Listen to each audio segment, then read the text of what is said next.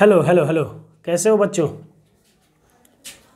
Hello, मैं हूं आपका अपना गोपाल यादव और मैं आप सभी को CLR एजुकेशन में स्वागत करता हूं। तो स्टूडेंट, आज जो हम लोग स्टार्ट करने जा रहे हैं क्लास 11th का यूनिट एंड डायमेंशन। देखिए, इससे पहले हम लोगों ने मैंने रिकॉर्ड कर लिया है एक चैप्टर जो है पहले इलास्टिसिटी का कर लिया है, जो आप लोग बाद में जा कर के देखोगे।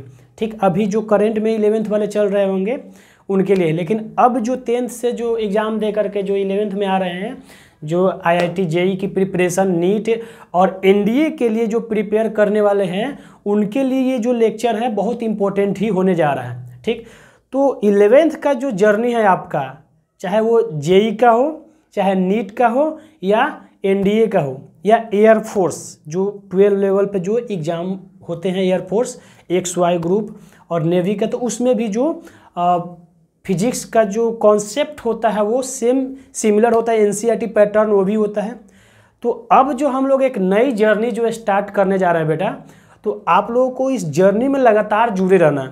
ठीक, और लगातार जो है हम लोग अच्छा से अच्छा जो टॉपिक एंड कंटेंट जो होगा आप तक पहुंचाने की हम कोशिश करेंगे। तो जो आज पहला जो स्टेप है JEE और नीट के प्रिपरेशन की और जो आप लोगों को बढ़ने का जो पहला स्टेप है वो हम लोग स्टार्ट कर रहे हैं यूनिट एंड डायमेंशन। 11th का जो हम लोग पहला चैप्टर ही स्टार्ट करते हैं फिजिक्स में, यूनिट एंड डायमेंशन। तो आज इस चैप्टर को हम स्टार्ट करने जा रहे हैं और मैं उम्मीद करता हूं कि आप लोग अच्छे से कनेक्टेड रहें और अपना प्रिपरेशन जो है बेटा अच्छे से करो। अभी स्टार्ट करो तो कंटिन्यूअसली, ये जो 2 साल का जो फेज है ना 11th एंड 12, जो IIT और नीट के जो एस्पिरेंट हैं उनके लिए बहुत इंपॉर्टेंट होने वाला है। और ये 2 साल आपके कैरियर को डिसाइड करता है। समझ में आई बात? तो बाकी तो बातें होते रहेंगे कि कैसे करना है, प्रिपरेशन कैसे करना, बीच बीच में मैं आप लोगों को बताते रहूँगा, मोटिवेट करते रहूँगा, तरीका बताऊँगा कि JEE और नीट और NDA के प्रिपरेशन कैसे करना होता है, कॉन्सेप्ट कैसे पढ़ना, उसकी न्यूमेरिकल कैसे करना है, प्लस प्रीवियस ईयर के क्वेश्चन कैसे करना है। ठीक, तो वो सब तो हम डिस्कस करते ही रहेंगे, क्योंकि ये पहला लेक्चर है क्लास 11th का। ठीक, और पहला चैप्टर का पहला लेक्चर है, तो इसलिए ये थोड़ी सी जानकारी आप लोगों को देना बहुत ज़रूरी है। ओके, तो आप लोगों को कंसिस्टेंट रहना है। ठीक, और ज़्यादा मैं नहीं बोलूँगा कि बहुत हार्ड वर्क करना है, लेकिन जो भी हार्ड वर्क जो भी मेहनत कर रहे हैं, जैसे 5 घंटे 6 घंटे या उससे ज़्यादा 10 घंटे, तो कंसिस्टेंट रखो। अगर कंसिस्टेंटली अगर आप वर्क कर रहे हैं तो कोई ज़्यादा टफ नहीं है। और हाँ, हार्ड वर्क के साथ साथ स्मार्ट वर्क, कि क्या हमें पढ़ना है, क्या नहीं पढ़ना है, और कितना दायरा पढ़ाई का रखना है। ठीक, कौन से बुक पढ़ना है, कौन से सिलेबस पढ़ना है, तो सिलेबस के अकॉर्डिंग हम लोग पढ़ेंगे। और सारे चीज़ जो है 1 by 1 हम CLR एजुकेशन के यूट्यूब चैनल से फिजिक्स में जो भी इंपॉर्टेंट होगा आपको हम बताते चले जाएंगे। ठीक, तो आज का जो लेक्चर है हम लोग अब स्टार्ट करने जा रहे हैं यूनिट एंड डायमेंशन चैप्टर का फर्स्ट लेक्चर हम स्टार्ट करने जा रहे हैं। ठीक, उसमें जो पहला टॉपिक बेटा होता है, जैसे कि पता नहीं क्यों 11th में जो पहला चैप्टर आपका स्टार्ट होता है तो फिजिक्स के डेफिनेशन से स्टार्ट होता है। ठीक ना, फिजिक्स, व्हाट इज फिजिक्स। ठीक, ओके, तो देखिए फिजिक्स, और आप लोग तो 9th में भी पढ़े हो, 10th में भी पढ़े हो, तो फिजिक्स तो पढ़े हुए, लेकिन जो इस चैप्टर का स्टार्ट ही करते हैं तो हम लोग समझते हैं कि बच्चे को 0 से स्टार्ट करना है। समझ में आई बात? 0 से स्टार्ट करना है, और 0 से स्टार्ट करने के लिए हम लोग को पूरा एकदम स्टार्टिंग से सब कुछ को अच्छे से पढ़ना है। तो पहला जो टॉपिक है हम इसमें पढ़ेंगे फिजिक्स। फिजिक्स का लेक्चर हो रहा है बेटा, ऑब्वियस सी बात है फिजिक्स पढ़ें। तो आखिर फिजिक्स क्या है? बहुत बच्चों को डिफाइन नहीं कर पाते हैं कि फिजिक्स होता क्या है। तो कुछ नहीं है बेटा, फिजिक्स जो होता है स्टडी ऑफ नेचर होता है, जो हमारे अराउंड सराउंडिंग में जो भी नेचर है उसके स्टडी को हम लोग क्या बोलेंगे? फिजिक्स। और उसके लॉज को, the study of nature and its laws, ठीक, इज कॉल्ड फिजिक्स। जैसे कि फिजिक्स में हम लोग सराउंडिंग और नेचर के बारे में पढ़ते हैं, और सराउंडिंग में जो लॉज होते हैं नेचर का उसके बारे में पढ़ते हैं। समझ में आई बात? तो उसी को हम लोग क्या बोलेंगे? फिजिक्स। हमें पता है कि साइंस का पार्ट है फिजिक्स, केमिस्ट्री, बायो होता है। अब फिजिक्स में भी बहुत सारी चीज़ें होती है, डायनेमिक्स होते हैं, मैकेनिक्स, डायनेमिक्स से इलेक्ट्रोस्टैटिक्स, हाइड्रो मैकेनिक्स, बहुत पार्ट है इसमें। तो हम लोग को उतना जाना नहीं है। हम लोग पूरे 11th में मैक्सिमम जो 60% जो पार्ट होता है हम लोग मैकेनिक्स पढ़ेंगे। ठीक, और काइनेमेटिक्स, मैकेनिक्स। उसके बाद 12 में जाएंगे तो इलेक्ट्रो पार्ट पढ़ेंगे, इलेक्ट्रोस्टैटिक और मैग्नेटिज्म। ठीक, तो इसमें कोई ज़्यादा टेंशन लेने वाले बात नहीं है। The study of nature and it's law is called physics. कितना सिंपल डेफिनेशन है, इज कॉल्ड फिजिक्स। ठीक, यही फिजिक्स का डेफिनेशन है, एकदम सिंपलेस्ट। कि हम लोग कोई नया चीज़ नहीं पढ़ते, जो नेचर में चीज़ें होती है उसी के बारे में हम लोग पढ़ते हैं। तो स्टडी ऑफ नेचर क्यों बोला है? क्योंकि नेचर क्या होता है? नेचर तो आप लोग जानते हैं, सराउंडिंग में जो भी चीज़ें पाया जा रहा है वो नेचुरल चीज़ है। ठीक, ओके। तो स्टडी ऑफ नेचर को हम लोग क्या बोलेंगे? फिजिक्स बोलेंगे। और उसके लॉज को, नेचर में जो लॉज होते हैं उसके बारे में भी हम लोग पढ़ते हैं। ठीक, तो हम लोग क्या पढ़ते हैं? फिजिक्स। अब देखिए फिजिक्स हो गया, तो फिजिक्स से एक वर्ड आया फिजिकल क्वांटिटी। जो इस चैप्टर का जो सबसे पहला वर्ड है फिजिकल क्वांटिटी। क्या है बेटा? Physical quantity. पहला चैप्टर ये टॉपिक है फिजिकल क्वांटिटीज। ठीक, ये पहला। ठीक, तो आज जो है ना हम लोग पूरा का पूरा फिजिकल क्वांटिटी ही पढ़ेंगे। आज का जो हमारा लेक्चर होने वाला है बेटा, आज हम लोग फिजिकल क्वांटिटी और उसके टाइप्स ही पढ़ने वाले हैं। ठीक ना। और कल वाले लेक्चर में हम लोग पढ़ेंगे यूनिट के बारे में, परसों वाले लेक्चर में हम लोग पढ़ेंगे डायमेंशन। तब जाकर के हमारा चैप्टर का नाम बन जाएगा यूनिट एंड डायमेंशन। ओके, समझ में आई बात? तो ये मैं चैप्टर का नाम का भी मीनिंग नहीं बता रहा, अभी मैं इसका मीनिंग नहीं बताने जा रहा हूँ। इसका जो मीनिंग बताऊँगा कल बताऊँगा कि यूनिट और डायमेंशन इसका नाम क्यों पड़ा। ठीक, जब हम लोग यूनिट पढ़ेंगे और डायमेंशन पढ़ेंगे, जब यूनिट एंड डायमेंशन पढ़ेंगे तब इसका मतलब बताएंगे कि इस चैप्टर का यही नाम क्यों हुआ। ठीक, तो अभी जो हम लोग पढ़ने वाले बेसिक बेटा वो पढ़ेंगे फिजिकल क्वांटिटी। ओके, और आई होप कि आप लोग अच्छे से बड़े एनर्जेटिक होकर के पढ़ेंगे। नई शुरुआत है आफ्टर 10th। अच्छा, एक और चीज़ आप लोगों को मैं बता दूं कि ये जो थोड़ा सा आप लोगों का जो तरीका था ना 9th और 10th में पढ़ने का, उस तरीका को चेंज करना पड़ेगा। ठीक ना, उस तरीके को आपको चेंज करना पड़ेगा। 11th 12 इज जस्ट लाइक मतलब कि आपको प्रोफेशनल टाइप से पढ़ना पड़ेगा कि हाँ ये जो कोर्स 11 12 सिंपल बोर्ड के लिए मत पढ़ा करो। वैसे तुम बोर्ड के लिए ये सब तो चीज़ें हैं, लेकिन सिर्फ अगर बोर्ड लेके चल रहे हो तो ठीक है, अपना अपना है। बट नीट जेई जो भी आपको लाइफ में करना है आगे, उस कैरियर के अकॉर्डिंग अगर आप पढ़ोगे, उसके हिसाब से अगर पढ़ोगे तो ज़्यादा बेटर रहेगा। ठीक, तो उस हिसाब से पढ़ा कीजिए। और अगर कोई बोर्ड के हिसाब से भी पढ़ा तो भी बहुत अच्छी बात है, बोर्ड में भी अच्छा स्कोर कर सकते हैं हम लोग। ठीक, वो भी इम्पोर्टेंट है क्योंकि अभी जो नया नया रूल अपनाया है कि 12 में 75% जो परसेंटेज होगा बोर्ड का वो कंसीडर होगा। ठीक, तो इस चीज़ को कंसीडर करते हुए हम लोग को बोर्ड भी अच्छा करना है।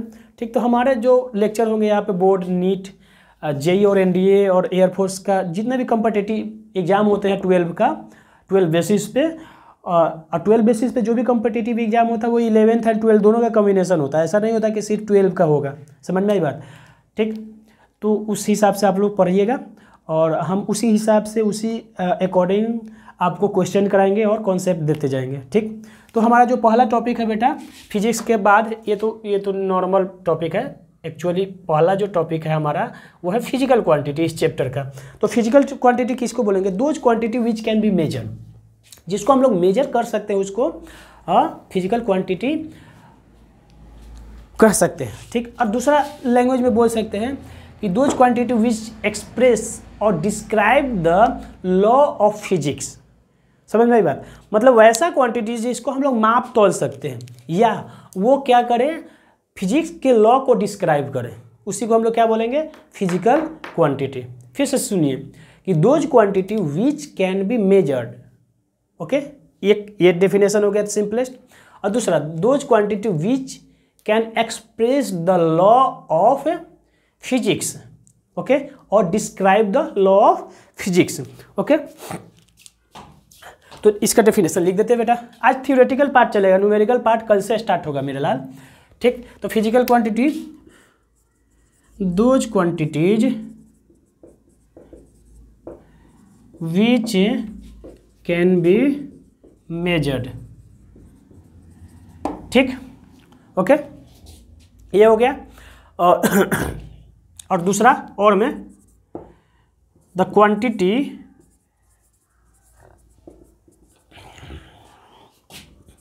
By mean of which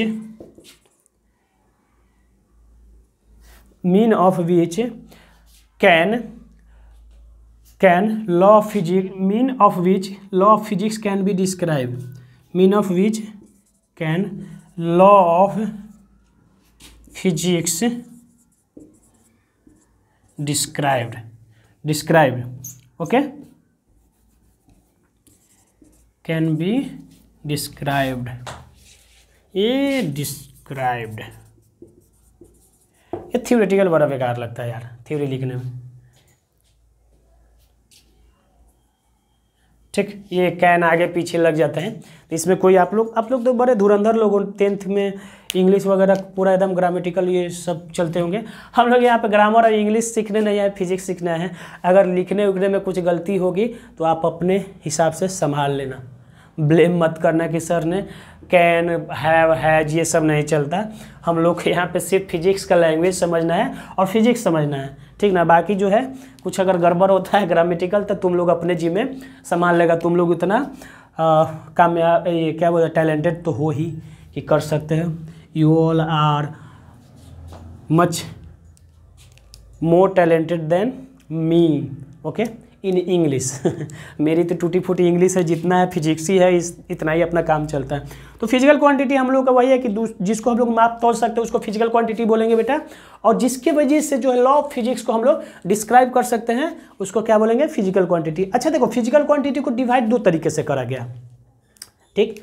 physical quantity को डिवाइड दो तरीके से करा गया है, एक बेसिस ऑफ डायरेक्शन, ठीक, डायरेक्शन, और दूसरा है कि एक बेसिस ऑफ डायरेक्शन और दूसरा है डिपेंडेंसी कि किस पे डिपेंड करता है, ठीक।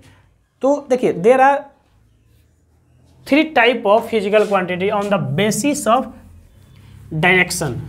There are 3 type of physical quantity. Actually 2 ही पढ़ना होता है, लेकिन कहीं कहीं दे देता है बुक में तो बच्चे गड़बड़ा जाते हैं, समझ में आई बात। और वो ना थोड़ा सा टेंशन में आ जाते कि सर ये क्या हो गया कि आपने तो 2 ही पढ़ाया था, इधर तो 3 दे दिया, कि आप सही से बताया नहीं, आप कुछ छुपा लिया। अरे भाई कुछ नहीं, जो इम्पोर्टेंट चीज़ होते हैं वो हम देकर ही जाएंगे आप लोगों को, ठीक ना। आप घबराना मत, सिर्फ आराम से पढ़ते जाना। तो देखिए ऑन द बेसिस ऑफ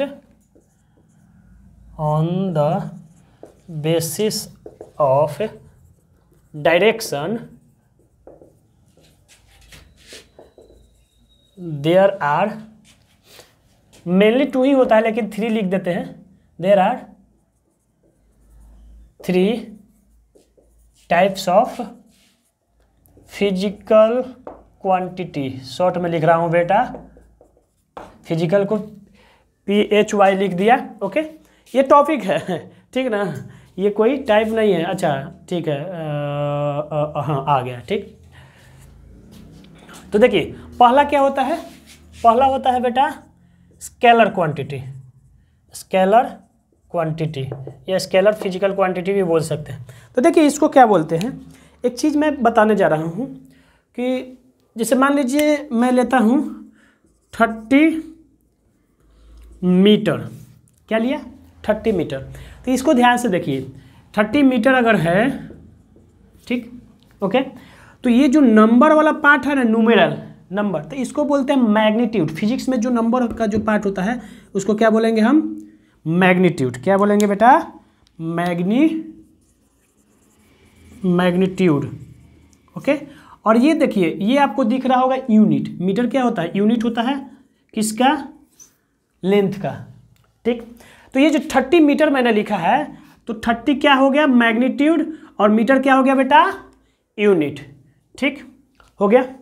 इसमें कहीं डायरेक्शन दिख रहा है क्या आपको, नहीं, डायरेक्शन नहीं दे। हम लोग किस बेसिस पे इसको जज करने वाले हैं, डायरेक्शन के बेसिस पे, ठीक। तो यहाँ पे तो कोई डायरेक्शन नहीं है, यहाँ पे सिर्फ है मैग्नीट्यूड एंड यूनिट। क्या है, मैग्नीट्यूड एंड यूनिट। आपको बुक में लिखा हुआ रहेगा कि those quantity which have magnitude only, ठीक। Those quantity which have only magnitude is called scalar quantity, सिर्फ मैग्नीट्यूड। लेकिन यूनिट भी होती है, तो आप मैग्नीट्यूड सिर्फ लिख के छोड़ दो, या magnitude as well as unit भी लिखोगे तो क्या होगा, सही होगा। ठीक, तो हम यहाँ पे जो डेफिनेशन लिखने जा रहे हैं स्केलर क्वांटिटी का, वो लिखेंगे those quantity which have magnitude and unit, या unit and magnitude is called scalar quantity. ठीक, तो लिखते क्या है, those physical quantities which have magnitude and unit but not direction is called scalar quantity, is called scalar quantity. ठीक, ये हो गया, यानी कि वैसा क्वांटिटी जिसके पास मैग्नीट्यूड हो और नंबर हो, सॉरी यूनिट हो, मैग्नीट्यूड और यूनिट, उसको क्या बोलेंगे हम लोग, स्केलर क्वांटिटी। जैसे यहाँ पे 30 क्या है, मैग्नीट्यूड है, नंबर है, न्यूमरल कोई भी इंटीजर रहेगा, नंबर वाला पार्ट रहेगा, उसको क्या बोलेंगे हम लोग, मैग्नीट्यूड। अगर मान लीजिए मैं बोलूँ, अगर मेरा जो वेट है वो 60 kg है, जो कि है, देख लो अभी जान लो, मेरी वेट जो है 60 kg एकदम फिट है। ठीक है, मेरे हाइट के अकॉर्डिंग वो इनफ है। ठीक है, तो 60 kg है, तो 60 जो है हमारा क्या हो जाएगा, मैग्नीट्यूड, और kg क्या है बेटा, यूनिट। अगर मान लो क्या लिखेंगे, 60 kg, तो 60 क्या है, मैग्नीट्यूड, और ये kg क्या है बेटा, यूनिट, यानी कि क्या हो गया, मास। ठीक, ये मास है, वेट नहीं है, मास है। केजी में जो भी रहेगा वो मास होगा बेटा। ठीक, जो हम लोग पढ़ेंगे आगे, और वैसे 9th में भी पढ़ेंगे, मास एंड वेट हम लोग 9th में पढ़े हैं। अब नहीं पढ़े होंगे तो आप ग्रेविटेशन का जो प्लेलिस्ट में जाइए और मास एंड वेट का जो टॉपिक है वो पढ़ लीजिएगा। CLR एजुकेशन के प्लेलिस्ट में जाइए और ग्रेविटेशन का मास एंड वेट वाला जो पार्ट होगा वो पढ़ लीजिएगा। मास एंड वेट का जो भी डिफरेंस होता है आपको अच्छे से पता चल जाएगा। ओके, कोई दिक्कत नहीं है। तो हम लोग स्केलर क्वांटिटी देख लिए कि जिसके पास यूनिट हो एंड मैग्नीट्यूड हो, उसको क्या बोलेंगे, स्केलर क्वांटिटी बोलेंगे। तो इसका एग्जांपल क्या होगा बेटा, एग्जांपल होगा बेटा जी मास। देखिए मास के पास कोई डायरेक्शन नहीं है। ओके, डिस्टेंस, स्पीड, ठीक, ये सब क्या है बेटा, प्रेशर। प्रेशर के पास होता है, नहीं होता है। स्ट्रेस, प्रेशर, वो तो टेंशन में आ जाएगा। ठीक, ओके।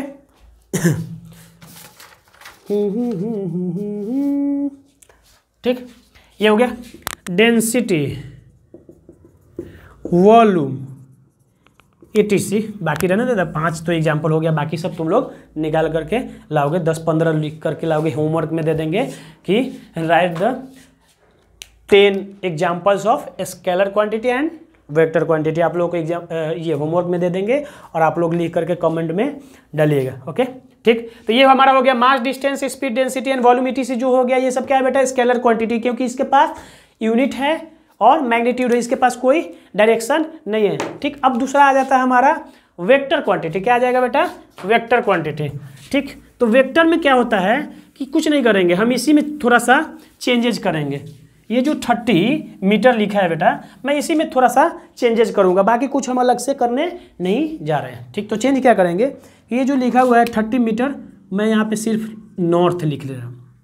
क्या लिख दिया, नॉर्थ, यानी कि मैं हूँ और 30 मीटर जो है मैं नॉर्थ की ओर चल रहा हूँ। ठीक, या मान लीजिए आप हो कोई और 30 मीटर साउथ की ओर चल रहे हैं या नॉर्थ की ओर चल रहे हैं। तो ये क्या है बेटा, ये जो नॉर्थ आ गया, तो पहले से हमारे पास मैग्नीट्यूड है, यूनिट है। अब क्या आ गया, एक डायरेक्शन है। अब एक आओ और आफत आ गई, क्या, डायरेक्शन। ठीक, तो अब देखो हम लोग वैसा क्वांटिटी जिसके पास मैग्नीट्यूड, यूनिट एंड डायरेक्शन हो, उसको क्या बोलेंगे, वेक्टर क्वांटिटी। क्या बोलेंगे, वेक्टर क्वांटिटी, यानी कि magnitude plus unit plus direction. Plus नहीं किया, मतलब समझ लो कि तीनों है, कॉमा कर देते, नहीं तो तुम लोग बहुत बुद्धिमान हो, तुम लोग जोड़ के ही समझोगे। ठीक, तुम लोगों की जो बुद्धिमत्ता है ना, वो हमें पता है। ठीक, तो क्या करेंगे हम लोग, तो वेक्टर क्वांटिटी में क्या लिखेंगे बेटा, वेक्टर क्वांटिटी। ठीक, तो इसमें लिखेंगे those quantities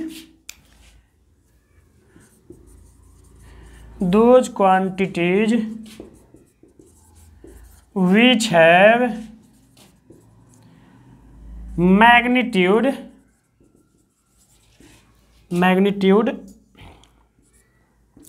unit and direction. अच्छा देखो, आप यूनिट लिखो या ना लिखो कोई फर्क नहीं पड़ता है। यूनिट आप लिखो, सिर्फ मैग्नीट्यूड और डायरेक्शन बोल सकते हो, इसमें सिर्फ मैग्नीट्यूड बोल सकते हो, कोई दिक्कत नहीं है। आपको बुक में लिखा हुआ मिलेगा मैग्नीट्यूड ही लिखा हुआ मिलेगा, और वेक्टर में क्या लगेगा, मैग्नीट्यूड एंड डायरेक्शन। यूनिट आप लिखो या ना लिखो कोई लिखोगे भी तो सही है, नहीं लिखोगे तो भी सही। सॉरी।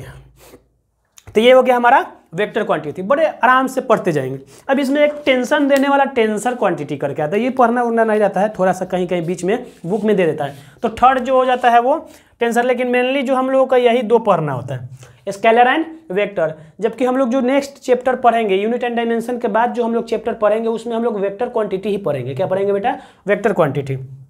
ओके, तो तीसरा जो आता है बेटा टेंसर होता है, एक टेंसर, ठीक, टेंसर। तो ये वैसा क्वांटिटी मिला जुला है दोनों का, ये स्केलर भी होगा और ये वेक्टर क्वांटिटी भी होगा, ठीक। तो वैसा क्वांटिटी जो स्केलर भी हो और वेक्टर भी हो उसको क्या बोलेंगे, टेंसर। और इसका बहुत ज़्यादा एग्जाम्पल नहीं है, एक आध दो एग्जाम्पल आपको मिलेंगे, समझ में आई बात। तो टेंसर जो क्वांटिटी है उसको हम लोग बोलेंगे those quantity which have scalar as well as, which are scalar as well as vector, ठीक, जो स्केलर और वेक्टर दोनों हो। तो those quantity which are scalar as well as vector. अच्छा दिखाई दे रहा है कि नहीं, दिखाई दे रहा है कि नहीं, हाँ दिखाई दे रहा है। आज थ्योरेटिकल ही है, सब थ्योरी चलेगा, ठीक, सिर्फ और सिर्फ डेफिनेशन चलेगा। ओके, तो ये क्या है, which are scalar as well as vector. तो इसका जो एग्जाम्पल होता है बेटा वो होता है आपका स्ट्रेस। क्या होता है, स्ट्रेस। स्ट्रेस जो होता है ना टेंसर क्वांटिटी होता है, ठीक। आप गूगल भी कीजिएगा या कुछ भी कीजिएगा तो आपको स्ट्रेस मिलेगा, एक आध कुछ और मिलेगा या नहीं मिलेगा, लेकिन स्ट्रेस जो है वो क्या होता है, टेंसर फिजिकल क्वांटिटी होता है। और वैसा क्वांटिटी जो वेक्टर और स्केलर दोनों हो उसको क्या बोलेंगे बेटा, हम लोग टेंसर क्वांटिटी बोलेंगे, ठीक। तो ये हमारा जो फिजिकल क्वांटिटी जो हम लोग पढ़ रहे थे उसका 3 पार्ट देख लिए, किसके बेसिस पे, डायरेक्शन के बेसिस पे, ठीक। डायरेक्शन के बेसिस पे हम लोग 3 क्वांटिटी देख लिए, टाइप देख लिए। अब जो आगे हम लोग देखेंगे वो डिपेंडेंसी के बेसिस पे देखेंगे, वो किस पे डिपेंड करता है, तो उसके बेसिस पे भी 3 होता है। एक्चुअली उसमें भी 2 ही होता है, लेकिन तीसरा एक इसी की तरह एडिशनल हो जाता है टेंसर की तरह, ठीक। तो उसमें होता है 3, कौन कौन, fundamental physical quantity, derive physical quantity and supplementary. तो ये 3 फिजिकल क्वांटिटी होगा किस पे, on the basis of dependency, ठीक। हेलो, देखिए मैंने पहले ही बोला था इससे पहले कि based on dependency there are 3 type of physical quantity, ठीक। पहले हम लोग पढ़े थे डायरेक्शन के बेस पे, अब हम लोग पढ़ रहे हैं डिपेंडेंसी कि वो किस पे डिपेंड करता है। तो पहला जो होता है बेटा फंडामेंटल फिजिकल क्वांटिटी होता है, ठीक। ये वैसा क्वांटिटी है जिसका कंप्लीट डेफिनेशन के लिए, मतलब इसका एग्जिस्टेंस जो है ना किसी पे डिपेंड नहीं करता है, ठीक। ये खुद पे डिपेंड होता है, समझ में आई बात। Those quantity which are independent, okay. और दूसरा कि those quantity which are not dependent on any other quantity for their complete definition, ठीक, और एग्जिस्टेंस, ओके। तो वैसा क्वांटिटी जो खुद पे डिपेंड हो, किसी और पे डिपेंड ना हो, उसको हम लोग बोलते हैं फंडामेंटल फिजिकल क्वांटिटी। और बेस, इसको बेस भी बोला जाता है, बेस फिजिकल, फंडामेंटल और बेस फिजिकल क्वांटिटी, ठीक ना। यहाँ पे हम लोग बेस यहाँ पे लिख सकते हैं, अच्छा कहीं भी लिखा जाए, इसको बेस फिजिकल क्वांटिटी भी बोला जाता है। फंडामेंटल बोलो या बेस क्वांटिटी बोलो, दोनों सेम है, यानी कि ये किसी चीज़ पे डिपेंड नहीं करता, ये दूसरे पे डिपेंड नहीं करता, ये खुद पे डिपेंड करता है। तो ऐसे जो है 7 फिजिकल क्वांटिटी है, समझ में, सॉरी फंडामेंटल क्वांटिटी 7, जो किसी और पे डिपेंड करता ही नहीं, वो खुद पे इंडिपेंडेंट है, वो खुद इंडिपेंडेंट है, वो किसी और पे डिपेंड नहीं करता है बेटा। वो कौन कौन है, ठीक। तो इसका डेफिनेशन लिखना पड़ेगा, लिख देते हैं छोटा सा। Those physical quantities which are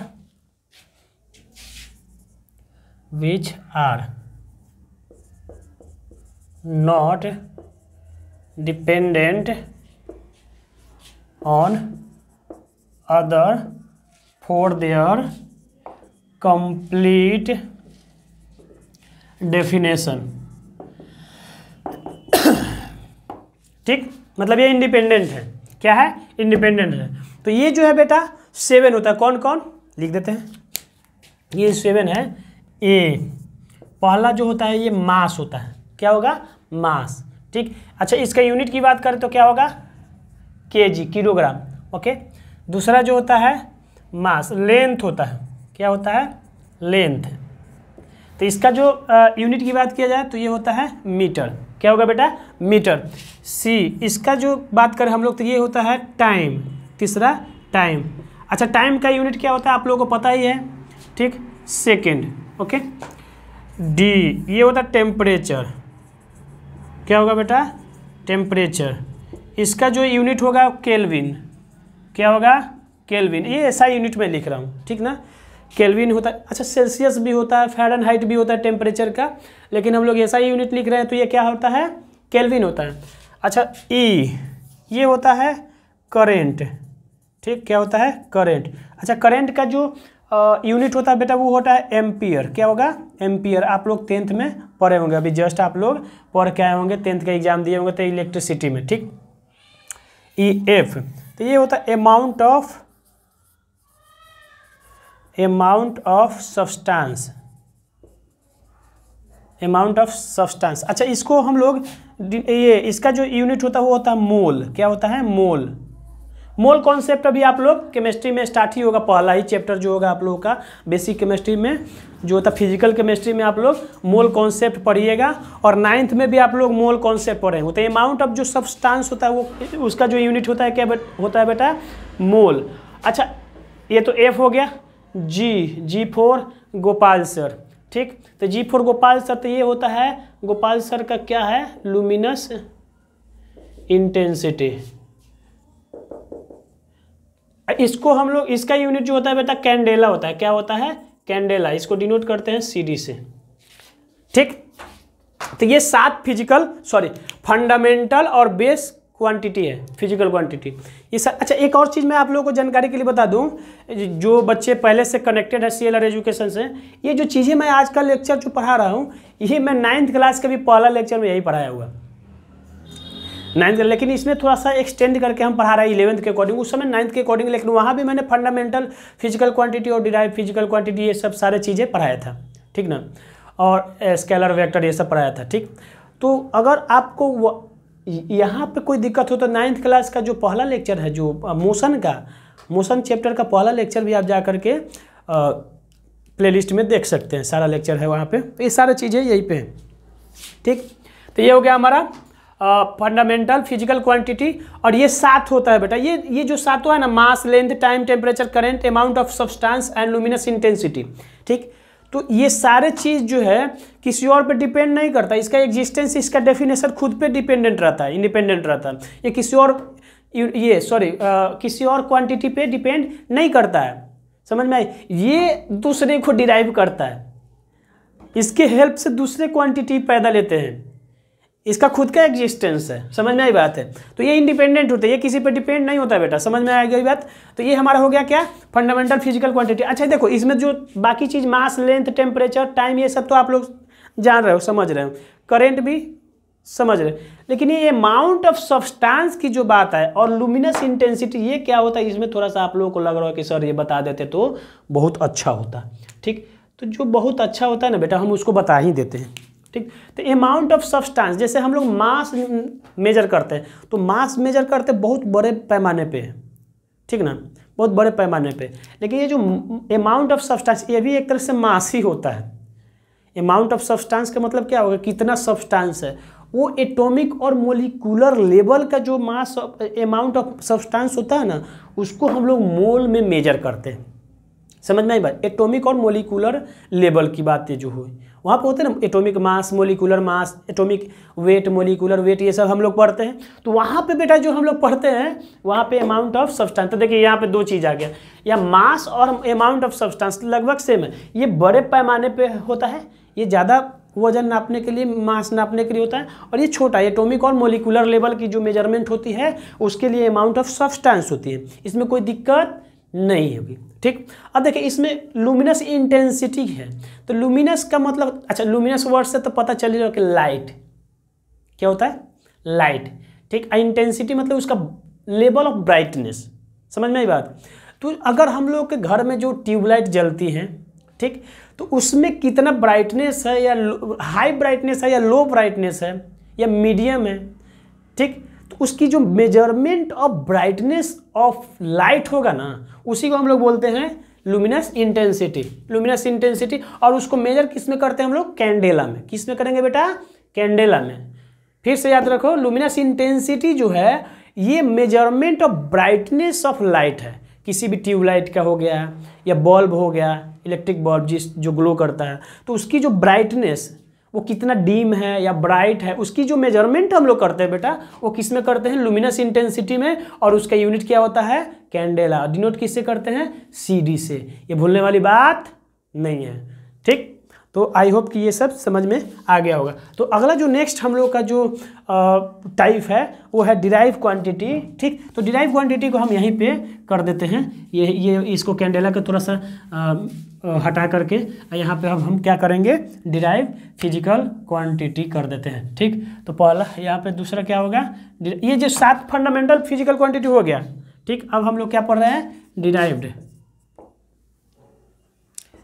derived physical quantity. ठीक, तो देखिए अगर ध्यान से आप इस वर्ड को पकड़े होंगे, ठीक, मैं हमेशा बोलता हूँ आप लोग को, एक बार 9th से ही 9th 10th में बच्चों को भी मैं बताया कि फिजिक्स में बेटा शब्दों को पकड़ो, उसका मीनिंग क्या होता है, उससे आपको 50 से 60% डेफिनेशन पता चल जाता है। समझ में आई बात। अगर आप शब्द को पकड़ लिए तो उससे 50 से 60% का आपका डेफिनेशन पता चल जाता है। ठीक, तो डिराइव, देखो डिराइव का मतलब ये होता है किसी और चीज़ से डिराइव हुआ। समझ में आई बात। तो डिराइव क्वांटिटी जो होता है वो डिपेंडेंट फिजिकल क्वांटिटी होता है, वो किसी और पे डिपेंड करता है। तो किस पे डिपेंड करेगा बेटा, तो फंडामेंटल फिजिकल क्वांटिटी पे डिपेंड करेगा, या खुद पे भी डिपेंड करेगा। समझ में आई बात, या खुद पे भी डिपेंड करेगा। यानी कि डिराइव फिजिकल क्वांटिटी जो होता है उसके जो एग्जिस्टेंस और उसकी जो अस्तित्व है, उसकी डेफिनेशन के लिए वो किस पे डिपेंड करेगा, तो फंडामेंटल या बेस फिजिकल क्वांटिटी पे डिपेंड करेगा। किस पे डिपेंड करेगा, पहले वाला जो पहले हम लोग पढ़े फंडामेंटल या बेस फिजिकल क्वांटिटी, उस पे ये डिपेंड करेगा, कोई दिक्कत नहीं है। ठीक, तो देखिए डिराइव क्वांटिटी की अगर डिफाइन किया जाए तो it is dependent physical quantity. ठीक, physical quantity which depends on fundamental और base quantity, physical quantities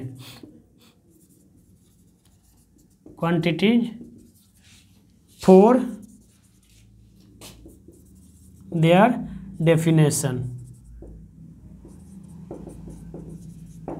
समझ में आई बात। यानी कि जो डिराइव फिजिकल क्वांटिटी है वो किस पे डिपेंड कर रहा है बेटा, वो डिपेंड कर रहा है आपका फंडामेंटल या बेस फिजिकल क्वांटिटी पे। इसमें कोई दिक्कत की बात नहीं है। डिराइव वर्ड से ही पता चलता है कि किसी न किसी क्वांटिटी से डिराइव हुआ है। ठीक, तो बहुत ईजी है यार। इसका एग्जाम्पल अगर देखेंगे तो देखो, एग्जाम्पल लेंगे तो देखना उसका जो एग्जाम्पल होगा वो डिराइव कैसे होगा, इन्हीं लोगों को मिला करके होगा। इन्हीं लोग, ये जो 6 और एक ये लुमिनस इंटेंसिटी था सॉरी, ये माइक जो है ना बहुत खींचता है, सुखा देता है गले को। ठीक, तो इसके वजह से ये सब होते रहता है। ठीक, तो एग्जाम्पल की बात करें बेटा तो देखो एग्जाम्पल देखते हैं, तब समझ में आएगा कि डिराइव फिजिकल क्वांटिटी होता क्या है। एग्जाम्पल में हम लेते हैं स्पीड। क्या ले रहे, स्पीड। अच्छा, स्पीड को आपको पता है कि स्पीड का जो फॉर्मूला होता है वो होता है डिस्टेंस अपॉन टाइम। क्या होता है बेटा, डिस्टेंस अपॉन टाइम। अब देखिए डिस्टेंस को हम लोग लेंथ भी बोल सकते हैं। क्या बोल सकते हैं, लेंथ, यानी कि लेंथ अपॉन टाइम। ठीक, तो यहाँ पे देखो अगर स्पीड का फॉर्मूला क्या आ गया, लेंथ अपॉन टाइम या डिस्टेंस अपॉन टाइम। तो लेंथ क्या है बेटा, यहाँ पे देखो फंडामेंटल फिजिकल क्वांटिटी, टाइम क्या है, फंडामेंटल फिजिकल क्वांटिटी। यानी कि जो ये स्पीड बना बेटा, स्पीड जो बना इसका जो फार्मूला आया किससे आया, दो फंडामेंटल फिजिकल क्वांटिटी से मिल के बना, और ये क्या बन गया, डिराइव। ठीक, आ गया, कोई दिक्कत नहीं। अब बात करें इसका, मान लो फोर्स का या ये इस एक्सेलरेशन का, एक्सेलरेशन। ठीक, तो ये होता है वेलोसिटी अपॉन टाइम या स्पीड अपॉन टाइम। दिखाई दे रहा है? नहीं, टाइम तो गया, विलुप्त हो गया, टाइम विलुप्त हो गया। चलो इसको हम थोड़ा सा जगह बना देते हैं इधर, और इधर आप लोगों को समझा देते हैं। ठीक, बढ़िया से एक्सेलरेशन, स्पीड सब बता देते हैं। ये सब डिराइव क्वांटिटी का एग्जाम्पल अभी हम लोग डिस्कस कर रहे हैं। जैसे स्पीड आया, डिस्टेंस अपॉन टाइम, तो डिस्टेंस क्या है बेटा, फंडामेंटल क्वांटिटी, या टाइम क्या है, फंडामेंटल क्वांटिटी। वैसे ही हम लोग अगर एक्सेलरेशन की बात करें, एक्सेलरेशन की बात करें बेटा, तो एक्सेलरेशन होता है स्पीड अपॉन टाइम। क्या होता है, स्पीड अपॉन टाइम। तो स्पीड तो हम लोगों ने निकाला था, क्या है, ये क्या है बेटा, डिराइव, और ये क्या है, फंडामेंटल। यानी कि फंडामेंटल और डिराइव मिल करके भी डिराइव बना सकता है। मैंने उस डिराइव क्वांटिटी को डिफाइन करते समय बोला था कि बेटा ये डिपेंड होता है फंडामेंटल पे भी और खुद पे भी, डिराइव पे भी डिपेंड होता है डिराइव क्वांटिटी। देखो यहाँ पे डिराइव आ गया ना, स्पीड क्या है बेटा, डिराइव क्वांटिटी है। ठीक, तो डिराइव और फंडामेंटल मिलकर डिराइव बना रहा है। ठीक, अगला बता रहे हैं आप लोगों को, फोर्स की बात करें, फोर्स इक्वल टू क्या होता है बेटा, mass into acceleration, mass into acceleration. ठीक, मास इंटू एक्सेलरेशन होता है। ठीक, यानी कि एफ इज इक्वल टू क्या हो गया, एम इंटू ए। ठीक, तो देखो ये जो मास है, मास क्या है बेटा, फंडामेंटल फिजिकल क्वांटिटी है। क्या है, फंडामेंटल फिजिकल क्वांटिटी। और एक्सेलरेशन क्या है बेटा, हमारे पास अभी आया, एक्सेलरेशन क्या है, डिराइव। ये फंडामेंटल और ये डिराइव। ठीक, और ये दोनों मिलकर के क्या बनाया, फोर्स को क्या बना दिया, डिराइव। क्या बना दिया, डिराइव फिजिकल। ठीक, यानी कि डिराइव हो रहा किससे, ये इसका जो एग्जिस्टेंस, इसका जो फॉर्मूला, इसका जो डेफिनेशन किससे आ रहा है, मास यानी कि फंडामेंटल क्वांटिटी, एक्सेलरेशन यानी कि डिराइव क्वांटिटी, दोनों को मिलकर के क्या आया, डिराइव। ठीक, अब यहीं पे बात करें अगर हम वर्क की, क्या बोलेंगे बेटा, वर्क की बात करें तो वो भी क्या एग्जाम्पल है बेटा, डिराइव का। वर्क होता है फोर्स इंटू डिस्प्लेसमेंट। ओके, तो देखिए फोर्स इंटू डिस्प्लेसमेंट, फोर्स क्या है, डिराइव, अभी निकाले, फोर्स क्या है, डिराइव, और डिस्प्लेसमेंट यानी कि लेंथ, ये क्या है, फंडामेंटल। ठीक, तो फंडामेंटल और डिराइव मिलकर के क्या बना रहा है, डिराइव। समझ में आ गई बात? तो ये हमारे पास डिराइव फिजिकल क्वांटिटी और फंडामेंटल क्वांटिटी पढ़ लिया। अच्छा, इसके अलावा एक होता है सप्लीमेंट्री फिजिकल क्वांटिटी। ठीक, क्या होता है, सप्लीमेंट्री फिजिकल क्वांटिटी, तो उसको पढ़ते हैं। देखिए, अभी हम लोग का जो डिपेंडेंसी के बेस पे हम लोग पढ़ रहे थे, तो फंडामेंटल और डिराइव पढ़ लिए। अब हम लोग पढ़ेंगे सप्लीमेंट्री फिजिकल क्वांटिटी। तो सप्लीमेंट्री में दो टाइप के फिजिकल क्वांटिटी होते हैं। ठीक, वो होता है कि पहला होता है प्लेन एंगल। क्या होता है बेटा, प्लेन एंगल। और सेकंड होता है सॉलिड एंगल।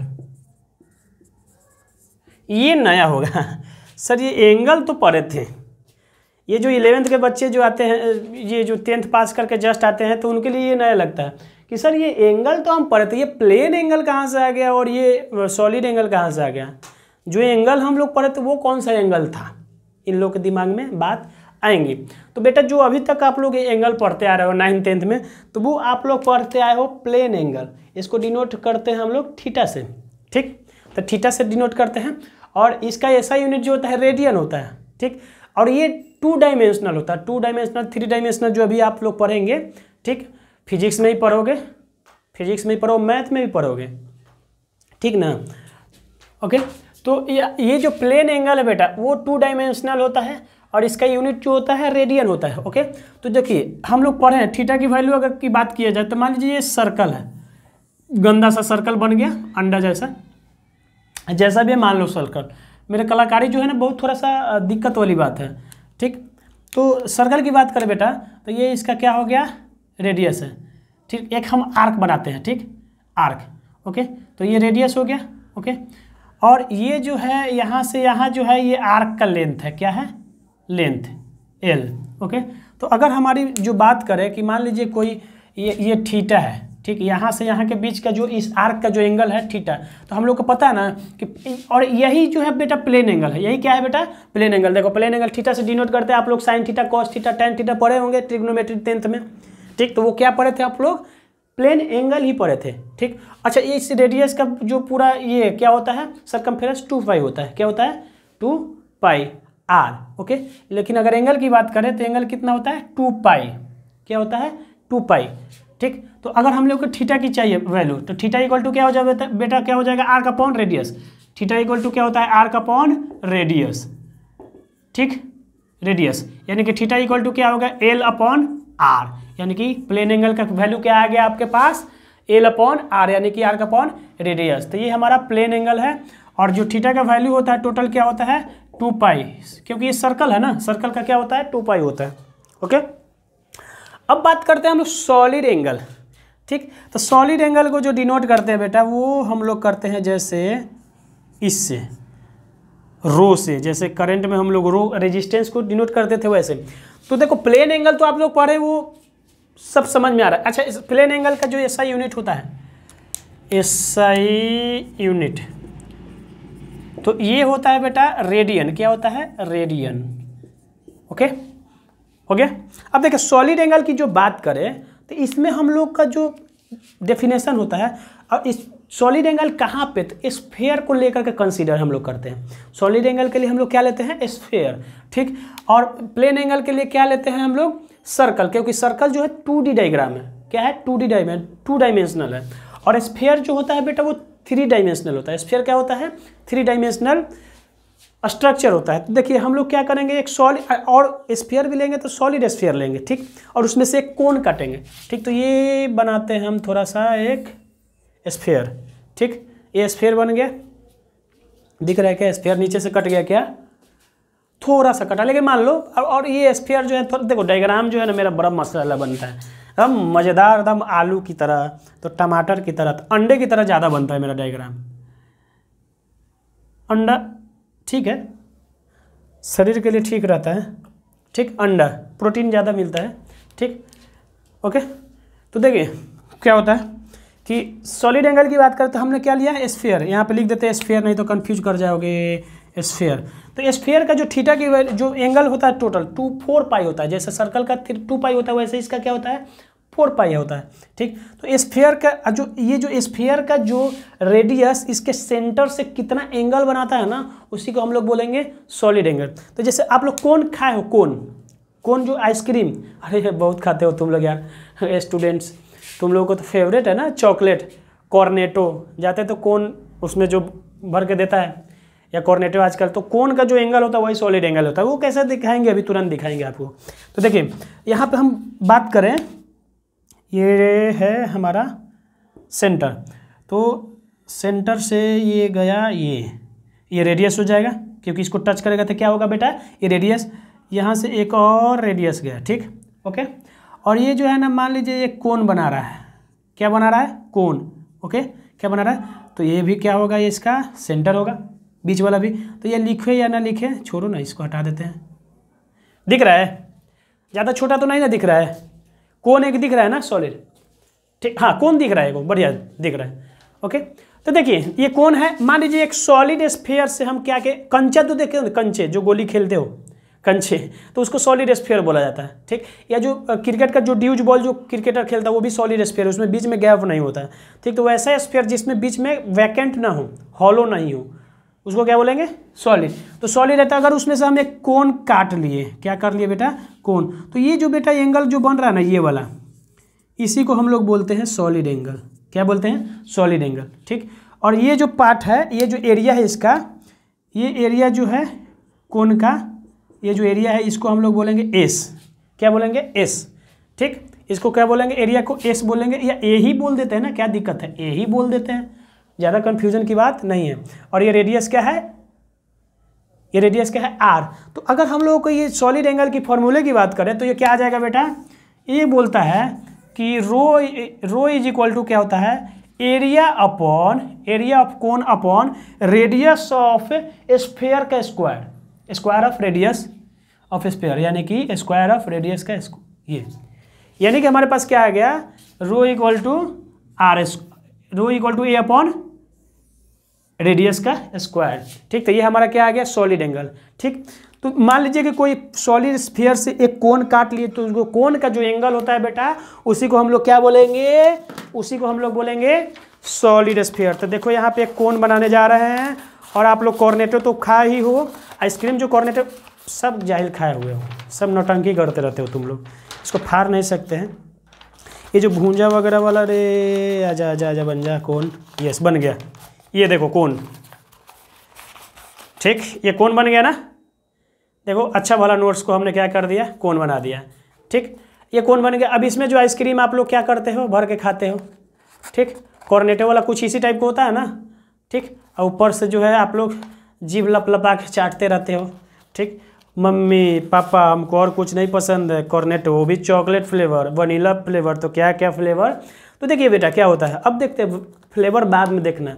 अब वैसे तुम कौन पढ़ के फील कर सकते हो आइसक्रीम का, ठीक ना, कौन पढ़ते हुए फ्लेवर फील कर सकते हो, क्योंकि सॉलिड एंगल पर है। तो देखिए बेटा ये जो कोन बना था, इसके अंदर का जो एंगल जो बनेगा ना, एंगल जो ये चारों तरफ जैसे ये वाला बन रहा है, ठीक, इस कोन का जो एंगल अंदर का बनेगा, ठीक, थोड़ा सा और ढीला कर देते हैं इसको, हाँ, तो इसके बीच का जो एंगल बनेगा ना ऐसे राउंड में, उसी को हम लोग क्या बोलेंगे, सॉलिड एंगल।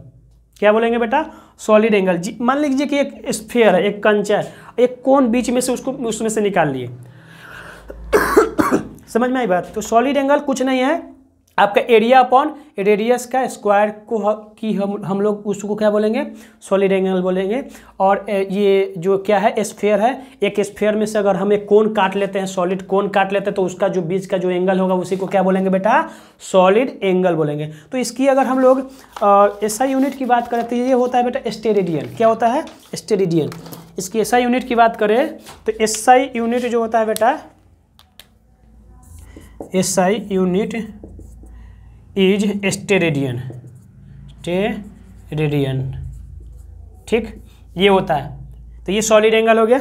ठीक, तो हमें अब मैं ऐसा उम्मीद कर सकता हूँ कि आप लोगों को जो एंगल के बीच का जो कन्फ्यूजन था कि प्लेन एंगल क्या है, सॉलिड एंगल क्या है, वो आप लोग को अच्छे से समझ में आ गया होगा। अभी तक जो आप लोग 9th 10th में जो भी पढ़ते आ रहे हो, या 6 7 से जो भी पढ़ते आ रहे हो, वो क्या पढ़ते आ रहे थे बेटा, आप लोग पढ़ते आ रहे थे प्लेन एंगल। जो अब पढ़िएगा, वैसे ये सॉलिड एंगल के एक आध जगह ही यूज है, ज़्यादा यूज नहीं है इसका, एक आध जगह फिजिक्स में यूज है, बस नॉलेज के लिए इतना पढ़ाना पड़ता है, ठीक ना, सॉलिड एंगल। ठीक, इसका कोई ज़्यादा यूज फिजिक्स में नहीं है, एक आधी जगह यूज है फिजिक्स में, जो आगे हम लोग पढ़ेंगे।